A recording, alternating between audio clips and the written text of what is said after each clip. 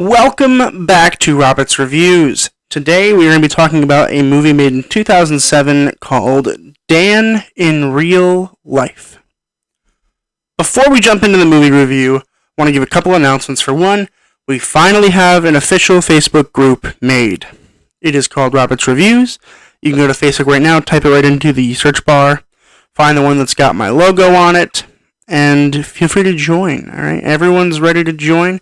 As soon as you hit the join button, you're in the group.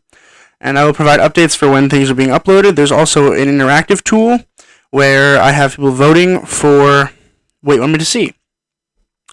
Which brings me to my next announcement for those who aren't in the Facebook group who want to stay in tune with what I'm going to be doing.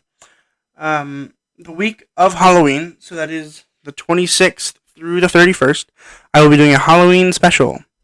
I will be uploading a video every single day, and it is going to be a horror movie that is on Netflix. The reason I'm choosing movies that are on Netflix is because then you can go ahead and watch these movies along with me, or if you're planning on having a super cool, super fun Halloween movie watching day, marathon, that's the word, you can go ahead and watch the movies that I'm going to be reviewing. And so on the 26th, that's Monday, I will be reviewing 1922. Tuesday, I'll be reviewing The Endless. On the Wednesday, the 28th, I'll be doing Hush. Thursday is The Autopsy of Jane Doe. And then Friday is Sweetheart. And then Saturday, I'll be reviewing a classic movie, a classic horror movie. I guess Halloween movie. And I put a few choices on the Facebook poll, so you can go right there right now, or preferably after you finish watching my whole video, and you can go ahead and vote for that. Voting ends on the 25th, Sunday, so that way I have time to watch it and review it. All the movies for that week are all movies that I have not seen yet, so it's really going to be fun for me, it's going to be fun for you guys, and hopefully they're all good so you can watch them with me. Unfortunately, not every movie can be good, which is why we're going to be talking about Dan in Real Life today. That was a good segue, I think. Dan in Real Life was just bad.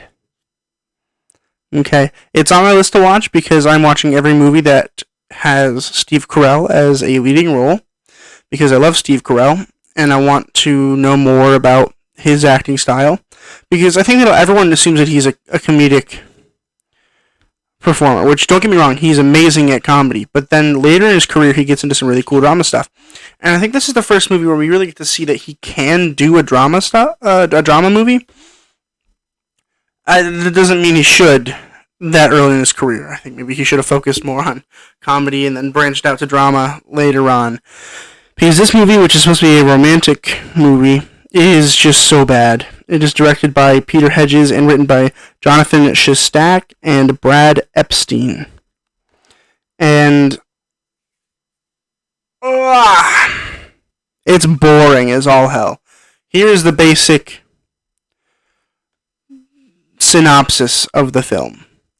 And it is that Steve Carell's character, Dan, has 3 children. And his wife died, so he's the only father. He's the father with no mother. And he goes to this family reunion thing, and his son was like, go on, go find a girl. You need to find someone to be with. You can't be alone all the time, which, if your wife dies, I feel like, chances are you're going to be alone for a while. I wouldn't imagine, you could just move on that fast. But they expect him to, because it wasn't that long ago that she had passed away. I don't think he can move on that fast, as fast as they were asking. We'll get into the continuity of it later. But essentially, he goes to the bookstore and he finds this girl and he hits on her for some reason, and they fall in love, only to get back to the reunion to find out that this girlfriend of his is already dating Dan's brother. Which you would think would be funny, but the way they did it was just not funny or awkward. It was just boring. We'll get into that later. And essentially, in the end, Dan gets the girl. Which shouldn't have happened. But let's talk about the continuity of it now. Before I talk about the actors, which may be the only good to mediocre thing about the film. I'm going to talk about the continuity. So, there's a lot of issues that I had with this film in terms of how it should have happened, okay? And I'm going to start from the beginning. For one, the family wants him to find another girl, okay? That should not be the family's problem, okay? Like, if my wife were to die, I would expect my family to not expect me to move on so fast. But these people are, like, hounding on him. I'm like, oh, that's awful. But Dan is an incredible father. He's always looking out for his oldest daughter, because his oldest daughter's like, I want to date now. And he's like, okay, but it's on you, you know? And I think that Steve Carell does a good job portraying a father. We'll get there later. That's a promise. We'll get there later. I have an idea. Anyway. So I think that it would be interesting to see him play a father in a future movie. I don't know if we do. But I'm hoping we do, because he did a pretty good job here, playing that part. He didn't do a very good job with the other part, but we'll get there later. We're not talking about Steve Carell yet. We're talking about the continuity. So I feel like it's unfair of a family to say to tell that to a person, particularly in a family that seems welcoming. It's a big family. Just look at the cast list. I mean, they're all in the family. The girl that Dan falls in love with, her name is Marie, and there's no way that Dan didn't talk about his brother, because he's literally there because his brother is there. So that should have come up in the conversation. They had literally a 3-hour conversation together, and not once does she happen to bring up that she's A, dating someone, and B, the name of the person that she is dating. Ridiculous. All for the plot. I get it. You need to push the plot forward, but in that case, just don't have the conversation there and make it even more of a surprise. Because I was not surprised when it happened. I was like, okay, yeah, I know, I figured it out. I'm not dumb, I know where the plot's going. And I think that this movie just kind of assumes that the audience is dumb. So if you're dumb, then maybe this is for you. I mean, I could see every twist happening before it happened, and by every twist, I mean there was 2. And they were boring as all hell. I mean, I had a hard time staying awake for this movie, let alone trying to analyze it. If I were just watching this because I had paid money to go see it, I'd be pretty upset. This is really boring. I didn't like it. And this is entirely a me thing. Again, I don't want to, down anybody else's opinion. But if you're watching this, you want my opinion, and my opinion is that this movie is bad. And I'm going to talk about the acting, which again may be the only thing that keeps this from being the worst movie I've ever watched. Steve Carell is pretty good in this film. I think that he does a really good job portraying a father, and I think he is a really good dramatic actor as well as a comedic actor. And he's got these one-liners that are kind of funny, and I think that those might actually be ad-libbed. I can't know for sure, but I feel like they were ad-libbed because they were every time that Steve Carell has something funny to say in this film, it feels like it's coming from Steve Carell and not Dan, because the rest of the movie, he's not very funny at all. He's very awkward and socially awkward and doesn't talk a lot. And I think it's important to note that if you're going to write a romance movie that isn't supposed to be very funny, don't add one-liners in there that are funny, because every time that he would say something funny, I'd be like, oh, that's Steve Carell. Then every time that it was dramatic, I'd be like, oh, wow, that's Steve Carell portraying somebody dramatic. And that's distracting to me, because I was really hoping this could be a good film, because I've seen films where, Steve Carell is dramatic. I saw him in, I think it's called A Beautiful Boy or something like that. Came out a few years ago. I saw him in Welcome to Marwen. Both of those I'll be reviewing sometime in the future. And he was really good in those. It was a dramatic movie, and he was really good. This is his first dramatic movie, and it was not a good movie. Waste of time, in my opinion. It was long, too. I don't know how it could have been long. I think anything more than this could have been a good short. This could have been a good 25-minute episode of Friends, which I feel like there's got to be an episode of Friends that is almost exactly like this, but actually set in a funny tone. Let's talk about Marie for a second, who is Juliette Binoche. Probably butchering that name, but I'm trying my best here. she's okay. I think she probably had a better performance than Steve Carell, because I think this is more in her Roadhouse. But she's playing this quiet girl that's, having two, love affairs pretty much in the same family, and I think it works well for her because I believed it.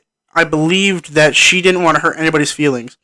And, behind closed doors, we see that she really likes Dan more than Dan's brother. And then in front of, Dan's brother, she pretends she doesn't even know Dan, which is fine and annoying, but I would see why you would have to do that for a director standpoint. But at some point, over like the 3 days that this takes place, you'd bring it up, right? Like somebody would talk about it somewhere. Somebody would see it somewhere. There's this ridiculous scene where somehow Dan ends up in a shower with Marie, and like Dan's fully clothed, because they were in the bathroom talking, and then Dan's kid wanted to come in and talk. And it's funny. It's a funny scene, and I think it works well, but it's dumb, right? Like, there's no way that they couldn't see there was another person behind the shower curtain. There's no way. You can't fool me. You can't tell me that the kid did not see somebody else in there. You can't tell me that, okay? I'm not dumb. But Marie herself, I think, did a pretty good job remaining in a dramatic character, particularly across from Steve Carell. I mean, I would never want to act across from Steve Carell. That's got to be the scariest thing in the world.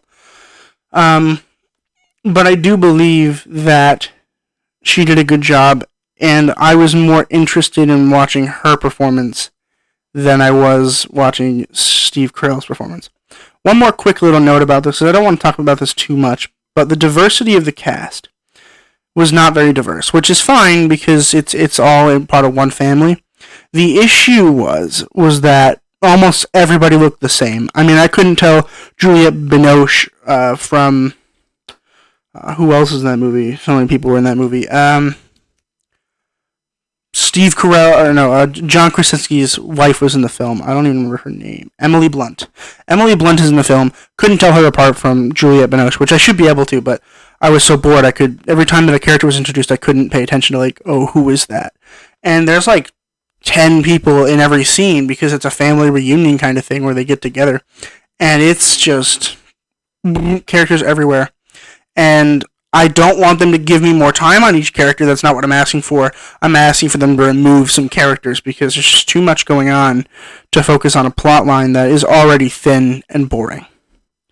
One more actress that I wanted to discuss is Britt Robertson. I've seen Britt Robertson in a lot of stuff, and I think that she's kind of underrated, but I think that the reason she's kind of underrated is because she's given material that she can't work with.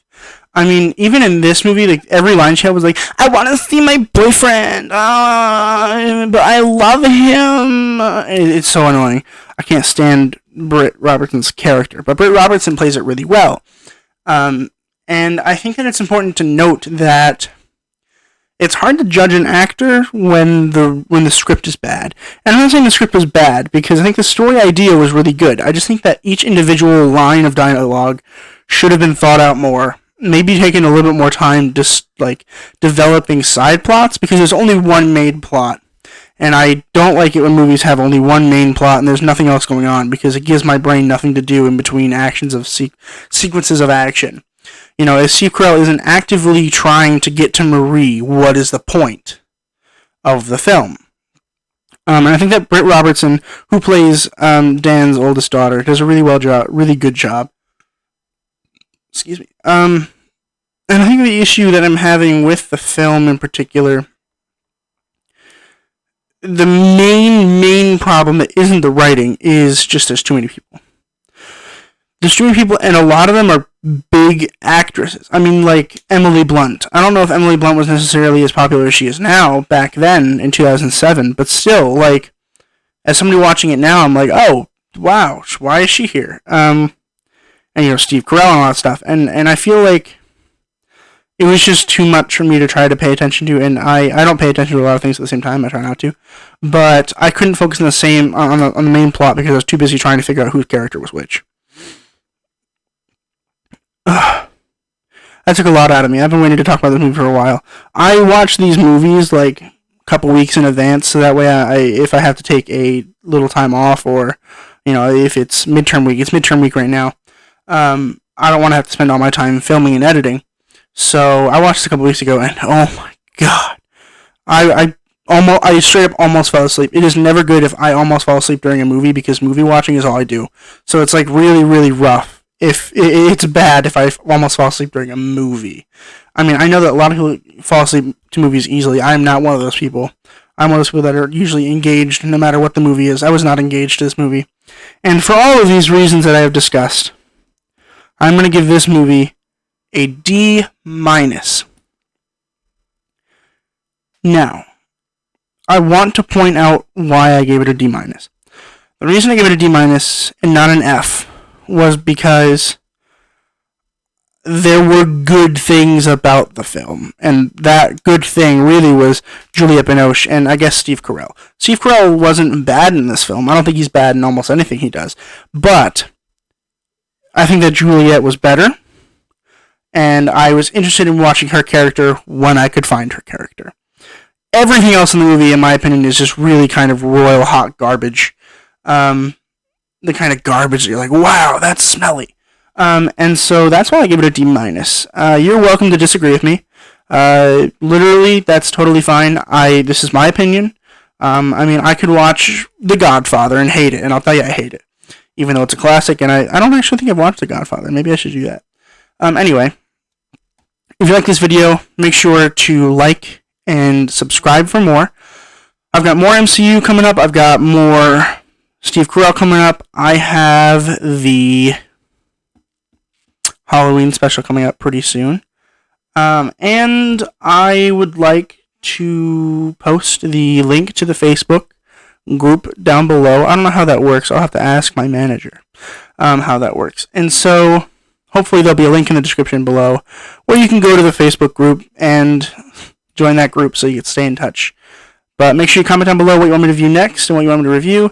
I am getting to those of you who did comment. I know that you're like, where's my video? I'm getting there.